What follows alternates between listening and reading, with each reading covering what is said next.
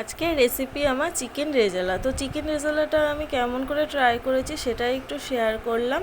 তো চিকেনটাকে আমি ভালো করে ধুয়ে নিয়েছি এখানে, তারপরে ভালো করে আমি এখানে টক দই আর নুন, এখানে কিছুটা গোলমরিচ গুঁড়ো আর জাফরান দিয়ে ম্যারিনেশন করে রেখে দিয়েছি। এখানে চিকেনটাকে আমি প্রায় আধ ঘন্টার জন্য ম্যারিনেট করে রেখে দিয়েছিলাম। এটা যত বেশি ম্যারিনেশন করে রেখে যাবে ততই ভালো হবে, 1-2 ঘন্টা রাখতে পারলে ফ্রিজে খুবই ভালো। এখানে আমি কিছুটা আদা রসুন আর পেঁয়াজ পেস্টও দিয়ে দিলাম। এখানে পেঁয়াজের পরিমাণটা একটু বেশি করেই লাগবে।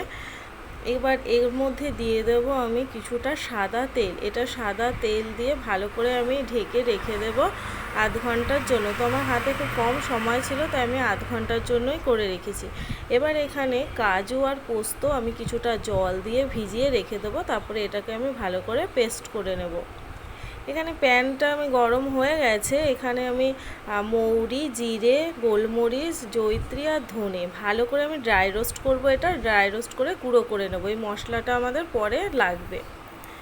তো এটাকে ভালো করে ড্রাই রোস্ট করে নিয়েছিলাম আর এটাকে ভালো করে পেস্ট করে আমি রেখে দিয়েছিলাম। এখানে আমার কড়াইটা গরম হয়ে গেছে আর কড়াইতে আমি কিছুটা দিয়ে দেবো সাদা তেল। এখানে আমি সাদা তেল ইউজ করেই করেছি আর এটা সাদা তেল দিয়ে করলেই ভালো লাগে। এখানে দিয়ে দেবো কিছুটা সাদা তেল আর অল্প একটু ঘি, মানে 1 চামচ মতো ঘি। এখানে 1 চামচ মতো ঘি দিয়ে এবার এটাকে আমি ফোড়নের জন্য দেব।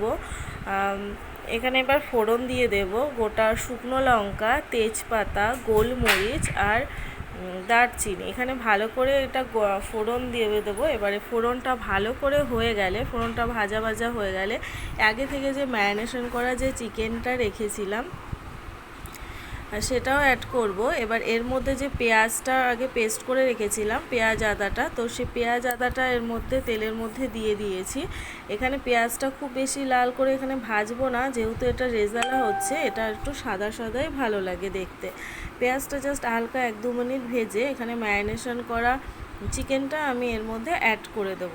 এটা একদমই বেশি নাড়াচাড়া কষাতে হয় না, এটা জাস্ট চিকেনটাকে এর মধ্যে দিয়ে একটু নাড়াচাড়া করে এটাকে আমি ঢেকে দেব 15 থেকে 20 মিনিটের জন্য।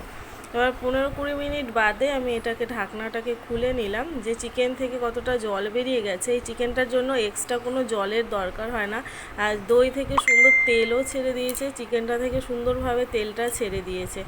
তো এখানে যেহেতু ঝোলটা একটুখানি কোনো মানে জল অ্যাড হবে না, তার জন্য এখানে আমি যে আগে থেকে কাজু আর পোস্তটাকে করে রেখেছিলাম পেস্ট, সেই কাজু পোস্তটা আমি এখন এর মধ্যে অ্যাড করব।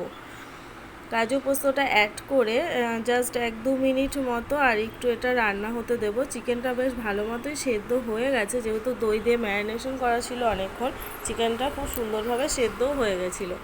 তো এখানে কাজু পোস্তটা দিয়ে যে ঝোলটা জাস্ট একদমই গাঢ় হয়ে গেছে। এখানে এবার দিয়ে দেবো যে আমি আগে থেকে মশলাটা যে গুঁড়ো করে রেখেছিলাম, সেই ড্রাই রোস্ট করা গুঁড়োটা এখন আমি এর মধ্যে দিয়ে দেবো। আর এখানে দিয়ে দেবো আমি 1 চামচ কেওড়া জল। তো আমাদের একদম রেডি চিকেন রেজালা। এটি খেতে রুটি বা পরোটার সাথে খেতে খুবই ভালো লাগে। তো রেসিপিটা কেমন লাগলো, ভালো লাগলে অবশ্যই লাইক, কমেন্ট, শেয়ার আর সাবস্ক্রাইব করতে ভুলবে না। Thanks for watching.